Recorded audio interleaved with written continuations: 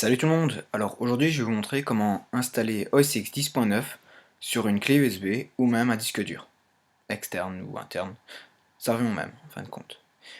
Alors, premièrement, ce dont vous avez besoin c'est de brancher le disque dur ou la clé USB à l'ordinateur. Ensuite vous avez besoin aussi de télécharger OS X Mirage, donc la version 10.9 qui est disponible sur l'App Store, ou le sera bientôt. Et avant de commencer le tout, il faut vérifier certaines conditions de votre périphérique. Il faut qu'il soit en macOS étendu. Donc si ce n'est pas le cas, enfin attention, il faut le formater. Donc si ce n'est pas le cas, vous mettez une partition et vous venez sélectionner Options. Alors généralement, si c'est une clé qui a toujours été utilisée sur Windows, ce sera enregistrement de démarrage principal qui sera coché. Et si vous utilisez fréquemment sur macOS, ça sera ici. Donc vous, ce que vous devez avoir de cocher, c'est tableau de partition guide. Une fois que c'est fait, hop, vous renommez, on va mettre M, et vous cliquez sur appliquer. Là, il vous prévient comme quoi la partition sera effacée et qu'une nouvelle partition sera rajoutée. Donc vous partitionnez, et là à ce moment-là, vous avez dans la barre chargement qui vous indique où est-ce que ça en est. Ça va relativement vite. Et ensuite, on va justement démarrer l'installation de OS X 10.9.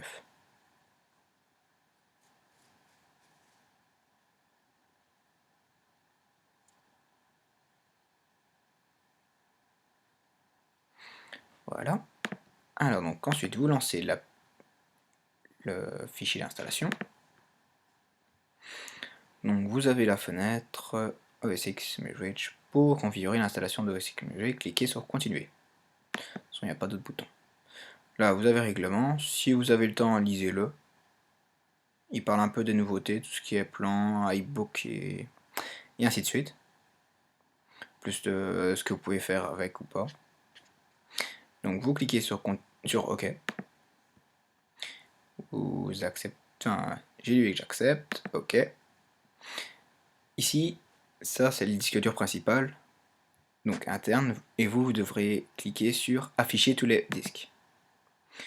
Donc ici, c'est ma clé USB, donc en la cochant. Et si justement vous n'arrivez pas là à cocher, vous aurez un message d'erreur et qui vous expliquera pourquoi ça ne va pas. Et si justement vous n'arrivez vraiment pas, vous pouvez me laisser un petit commentaire, je vous répondrai au plus vite. Donc vous la cochez, et ensuite vous cliquez sur installer. Là il vous demande, vu que vous devez être l'administrateur pour le faire, donc il vous demande l'autorisation. Une fois que vous l'avez donné, le OS X Mirage va s'installer sur la clé USB ou le disque dur. Alors il faut savoir, donc comme il l'indique, l'ordinateur va redémarrer et va redémarrer sur le disque externe. Donc ne vous inquiétez pas si vous voyez qu'il y a des fichiers d'installation. En gros, le disque dur interne de votre ordinateur va se mettre de côté. Donc ça c'est l'avantage. Alors, vu que ça se passe comme une installation neuve, il va redémarrer une première fois. Donc ici, là il va vraiment bien installer tout ce qui est pilote.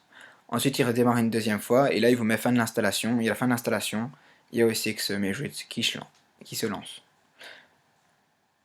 Sur un disque dur, enfin moi pour ma part 5400 tours, enfin le disque dur interne qui est de base sur le MacBook Pro, ça prend à peu près 45 voire 1 heure, donc 45 minutes, 1 heure.